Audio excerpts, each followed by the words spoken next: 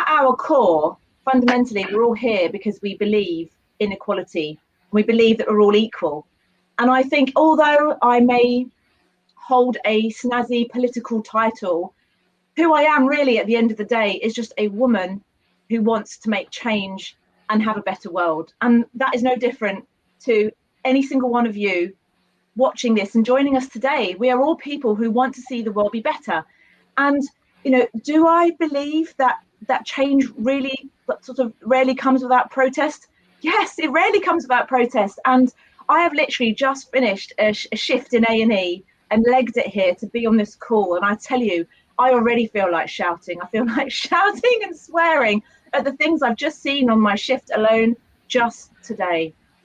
And without standing together and without understanding that we are all equal and we're fighting for that equality, I think we'll never really affect change. And I was really blown away by something. And when I think about why people protest, in Sai Khan's song, he said, "When hope goes hungry."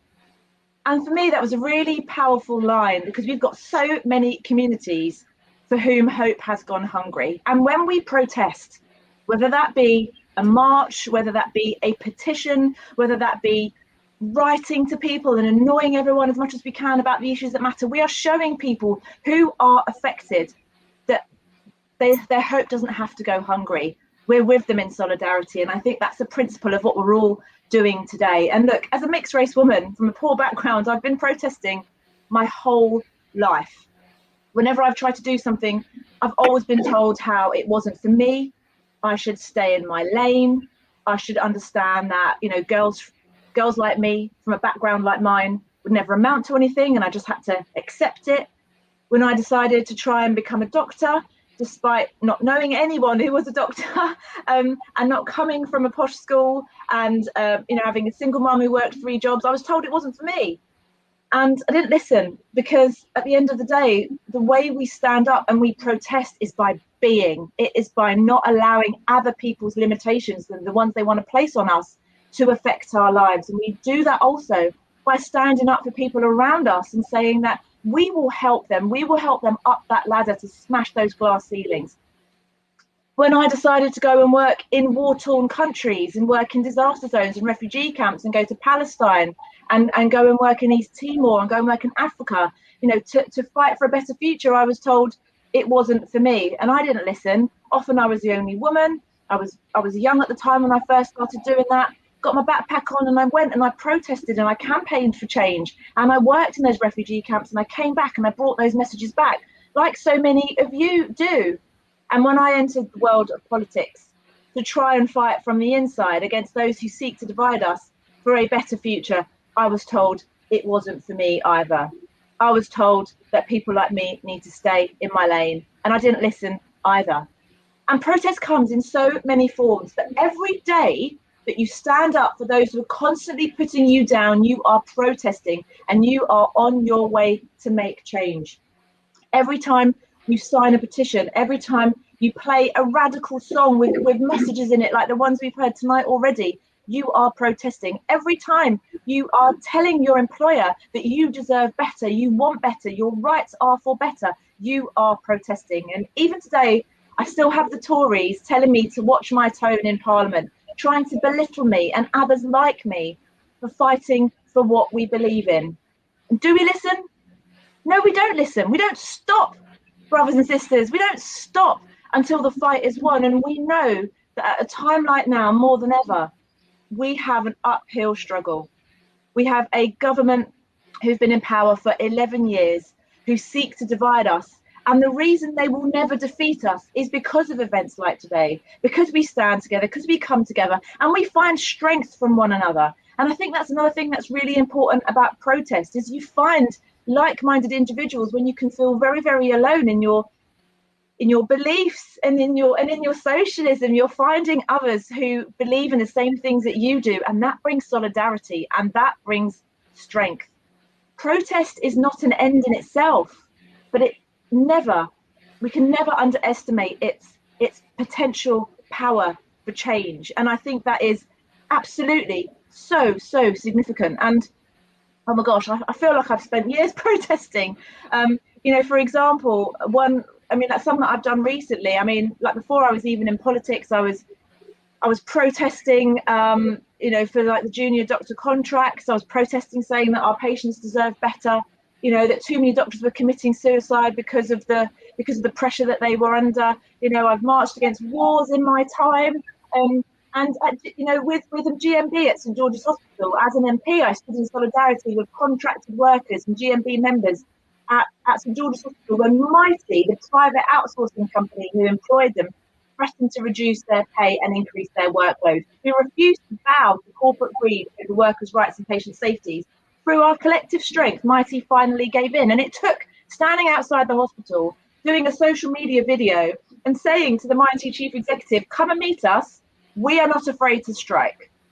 Because that's what we do. We don't stand up to, well, we don't take this form of suppression. We stand up to it.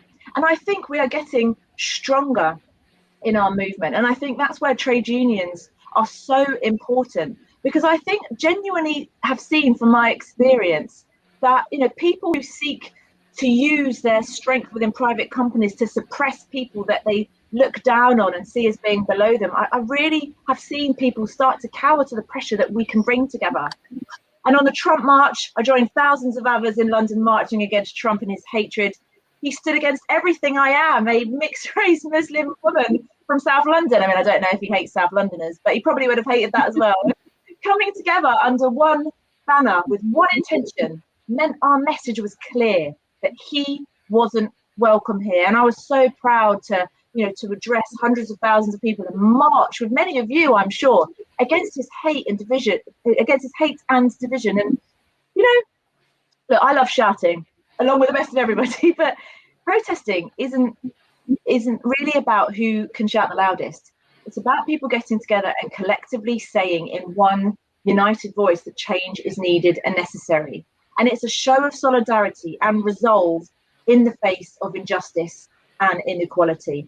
And I do truly believe that it can affect change. And, you know, when it comes to trade unions, again, we are our most powerful coming together as a collective. And just as the Tolpuddle martyrs and all their supporters proved nearly 200 years ago, you know, we can never forget this.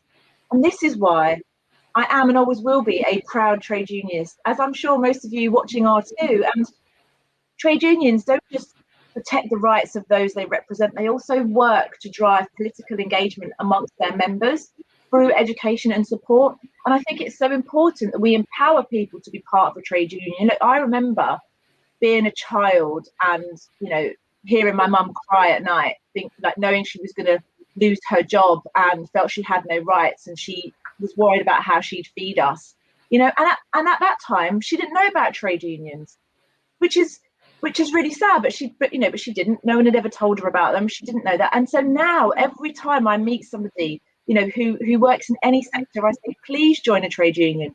Please have people stand up for you, and please collectively come together, because your voice is as important as any one of us that stands up in Parliament, if not more so. I think the voice of every patient that I treat in A&E and our NHS is more important than my voice, because they have stories, they have lived experiences that we can take and amplify. So the importance of trade unions are just huge. And I think we need to encourage everybody to feel that their voice is part of this political movement. And with the Tories being in power for over a decade, with inequality being further deepened by the pandemic, trade unions are more important now than ever. And through their collective strength, we can create change. So I'm going to close by saying, I know the last year has been so tough on you all. It's been tough on workers and activists and everyone fighting for a better future. But please don't give up. We have got this, and people depend on us to keep fighting. We have to keep going and challenging the hateful, divisive rhetoric and the shameful policies of the Tories. And I will continue to fight in Parliament, doing all I can, but I'll also be out there campaigning on the streets where necessary and showing that we will not accept anything but what is fair and right for all of us in society. But please keep going too. I want to be protesting with you. Together, we can overcome the right and create a version of society that we've constantly been told isn't for us, because it is. So thank you everyone for joining, and hope the other speakers will be infusing you tonight, and you will enjoy the incredible music throughout the whole of the weekend. And just thank you so much for having me.